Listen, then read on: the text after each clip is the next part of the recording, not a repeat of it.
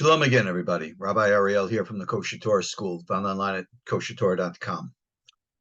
Well, we see what's happening in the world. We see a buildup of war, many nations across the globe. But yet there is another war that's going to affect us, I think, more at home here. And that is a war against, let me be blunt, a very definitive evil spirit. Yeah, and it is an evil spirit. It definitely has, for lack of a better word, spiritual, even psychic origins. And the great enemy, this evil spirit of which I'm speaking about, is that spirit of hate. You got to understand what's happening here.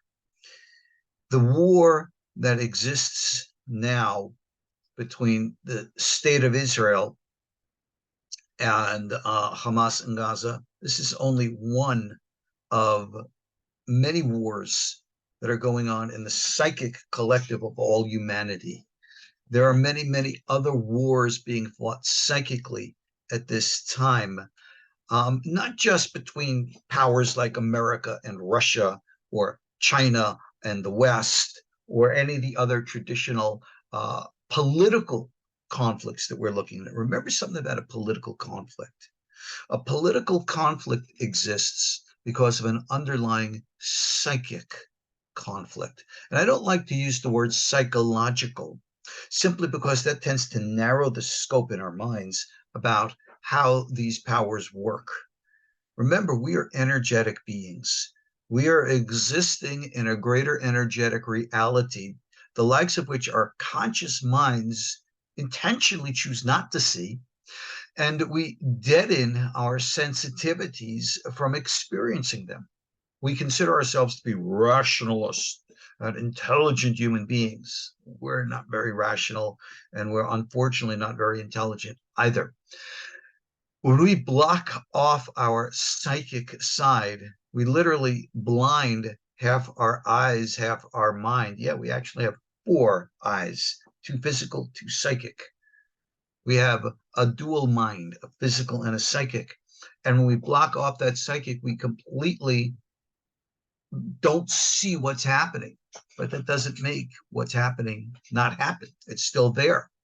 And this evil spirit of hate is now floating across the land. You need to understand the nature of what we call divine judgment. When God wants to, in quote, punish us, it's not really that in spite of what we think, but when consequences, when our actions run their natural course, well, this spirit of wanton destruction, this evil, this hatred, it permeates, it spreads like a virus. And you need to understand it is an equal opportunity killer. Hate destroys those to whom it is targeted, as well as those who embrace it. Hatred is like a festering virus. It's a killer. You need to understand this. I don't care what group you are in. I don't care if you are a victim of hate or a perpetrator of hate. Remember, what goes around comes around. Today in America, in very recent times, the Jews are being identified as targets of hate, and hate crimes are being perpetrated against them. Well, if you've ever been Jewish, you know that there's nothing really new about that. It might be heightened today, but it's always been there. But what about other hatred? The hatred of blacks towards whites, or whites towards blacks, or this or that community towards Hispanics, or this or that community towards Asians, or this or that community towards members of people of different sexual orientations. We all know this. Hatred is everywhere. And let me just wisely warn you of one thing. For those of you who are perpetrating hatred right now because you think it's cool, or you're with the majority, or you actually honestly believe what you're saying, just remember this. As you project hatred onto others, others are projecting hatred onto you. And just like you think you're going to be able to attack others and possibly act violently towards them, others are thinking the same thing about acting towards you. Now, I want to be a voice to say, anti-violence, we should never do any of this, that no one should be violent towards another. There, I've said it, and I hope that people would listen, but I know people are not going to listen. I understand the spirit of hatred because it overrides that rational intellectual mind. It comes from that higher psychic domain. Now, I could come out with a kumbaya type of saying, oh, we should all love one another and the like, but I don't believe that either. We have differences. We do. And some of those differences are valid and legitimate. So I have always had a statement, a motto that I live by, and that is better peace from afar than war up close. If you can't get along with somebody or a group, you know what? Fine. That's fine. You don't have to agree with anybody. You don't have to agree with everybody. Keep your distance. Mind your business. You do your thing, they do their thing. And if other people are doing wrong, as long as they're not violating you personally, then you don't have anything to worry about. This is what we need to understand. So today, we have people who are hating Jews. Do you know how many people out there hate Muslims and Arabs? All right. Today, we even have a word for it. We call it Islamophobia. Is it wrong? Of course it's wrong. It's as equally wrong as it is to hate Jews. Yeah, tit for tat. Hatred of both is wrong. But do you think if events spiral out of control, for example, here in the United States or even in Europe, and certain elements of religious extremists start to attack others, you don't think those others are not going to fight back? You might transform hatred, might transform the passive into the aggressor. It might transform those who are nonviolent to be violent. So I know the voice of hatred cries out, yeah, let's go get this one. Let's go get that one. Let's have justice. Well, you know something funny about justice? Like I said, what goes around comes around. So when you're going to, in quote, perpetrate your acts of justice, violence style, against others, how about when those others are going to come back and perpetrate their acts of justice upon you and your loved ones? Is that what you want? Are you willing to pay the price of hatred? Are you willing to lose those who you love? I certainly hope that the answer to that is no. But you need to understand where this is going to go. This is like that proverbial genie in the bottle. Now, remember something about genies, especially from Islam. In Islam, we know that the jinn are real. In the Western traditions, we call them demons.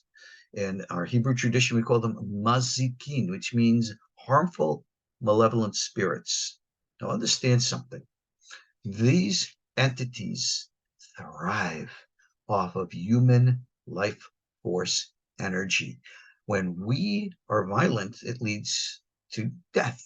And as we exude, in other words, spill out life force energy, these entities suck it up. They literally, like a straw, they drink it. They eat our life force energy. And therefore, they are the ones who are perpetrating hate with the intent that it materialize as acts of violence. And the more, the better. When we had the Holocaust a century ago, remember something about the Holocaust. It too was an equal opportunity killer. Yes, 6 million Jews, probably close to 7, were killed in the Nazi death camps.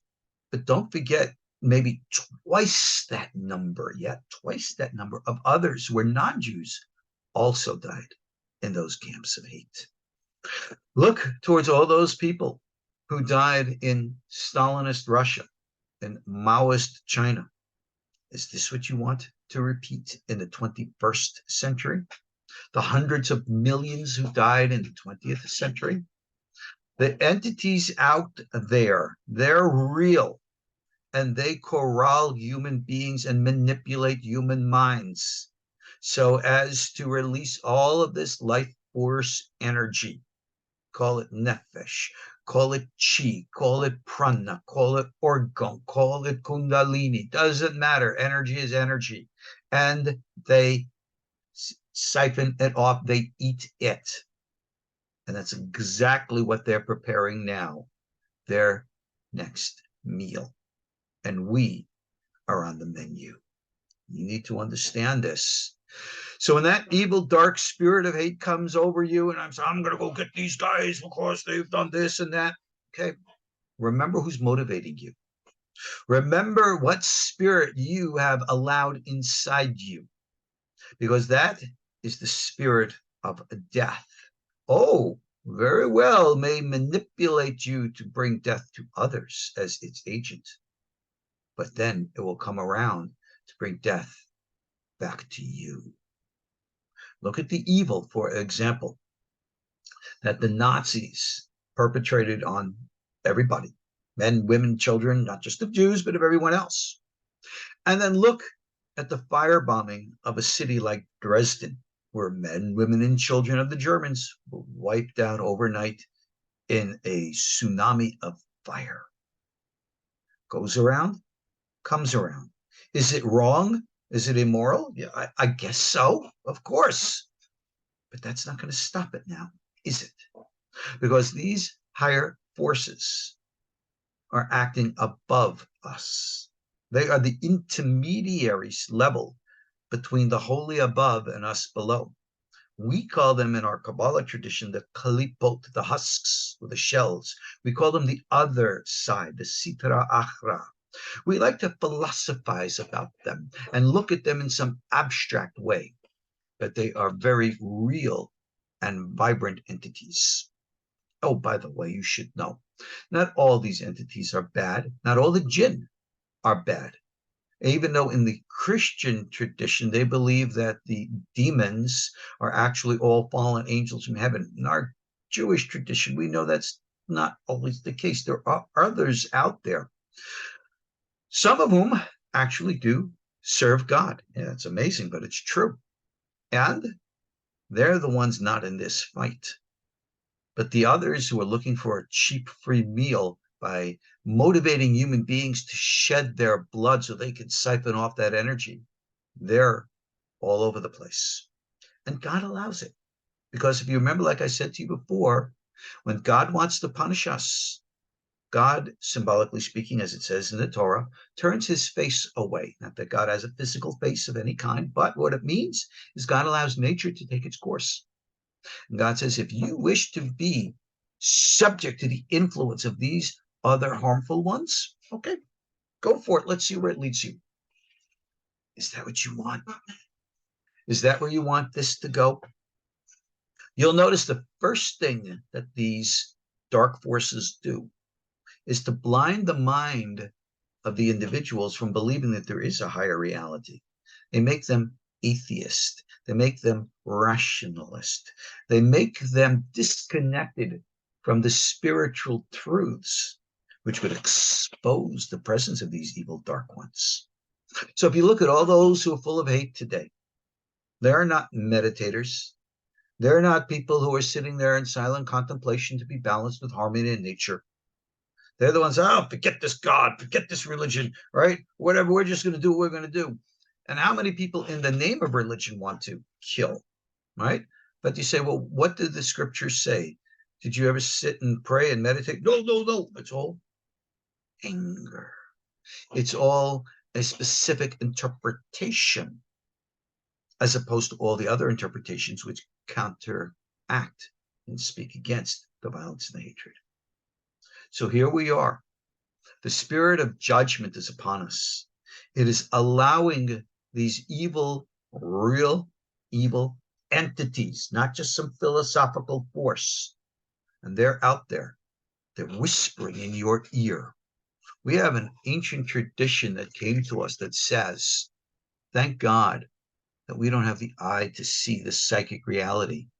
Because if we could see those dark, malevolent forces as they are present around us physically, we'd all go insane because they are active.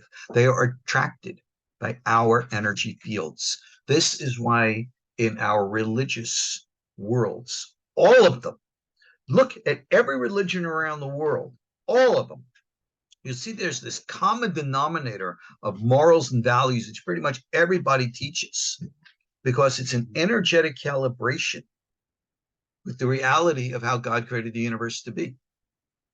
And when we are out of sync, and all these entities on the other side are attracted to us, they come to us, and they motivate us to become subject to them. They do this, and this is why those who get involved with all kinds of, promiscuities and drug use, it's all going in the same direction of this negativity, this harmful stuff, and they siphon off the energy. Yeah, this is the real face of demonic possession, and it permeates everywhere. And right now, it's broadcasting itself, and people are picking up on it as if it's the new wave of religion. Hate. They're not going to tell you, the entities are not going to tell you what they're really up to. They're just going to get you on the bandwagon. And once you are subject to their influence, forever will it dominate your destiny. That may be a line from Star Wars, but it's not fictional. It's real. So beware. Beware what you wish for. Beware what you do. I'm going to conclude with a story. Our sages say, who is wise? Those who learn from everyone. Well, I learned this from the Japanese code of Bushido, the way of the samurai.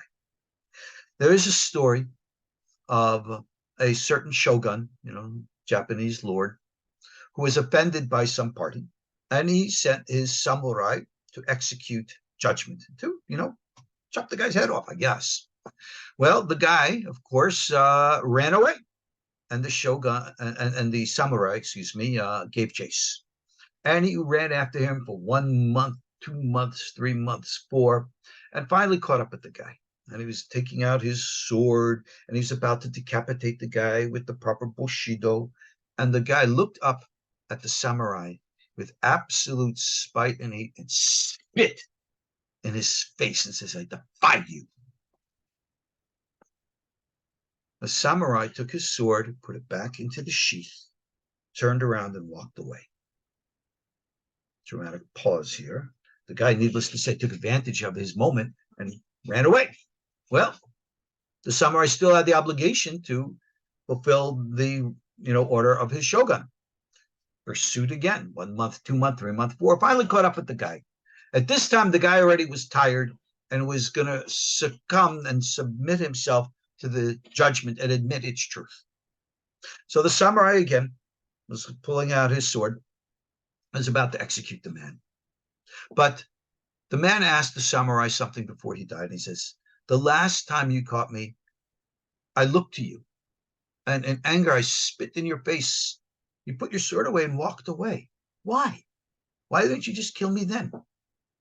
And the samurai said, because you spitting on me insulted me, offended me, and made me angry. And if I had executed you at that moment, I would have executed you because of my anger and because of the insult, and not because of the order of my shogun. And in order to be true and faithful to my shogun, I would not allow myself that, conflict within. So until I made peace within myself, I could not execute the order of my shogun. But now I can. And the man succumbed to his fate, and the samurai executed in accordance to the higher will, without anger, without hate.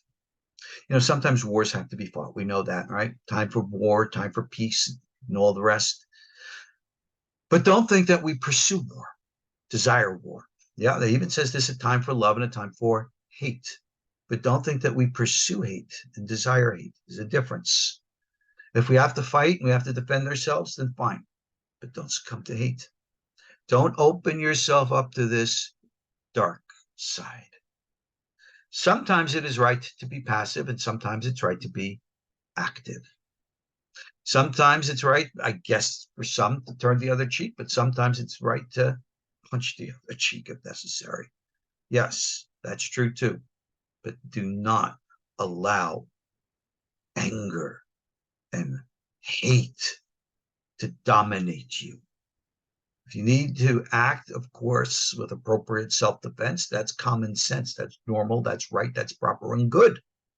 No matter what culture we're in, no matter what nation we're in. I will always encourage appropriate and, of course, if necessary, legal self-defense. But never with hate. Do not succumb to this. Hear me. Your lives are at stake. This is the judgment of God.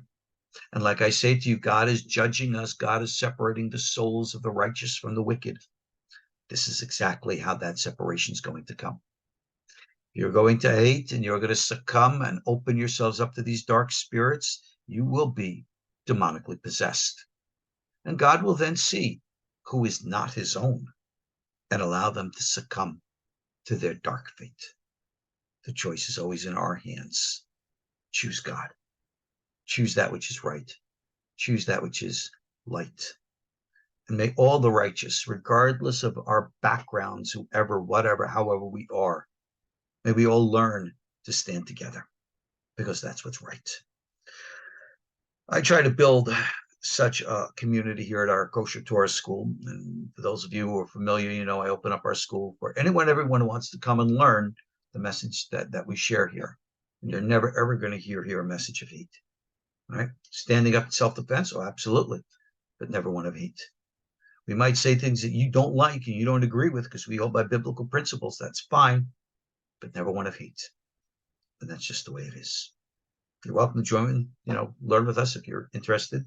My books are on Amazon if you want to pursue, psychic stuff like that. And of course, YouTube stuff. I'm supposed to tell you, please like the video, subscribe to the channel, all that other kind of stuff. But don't succumb to the spirit of hate. Hear this message. Make sure you share it. Remember what's at stake. May God bless us all. Thank you for listening. Shalom.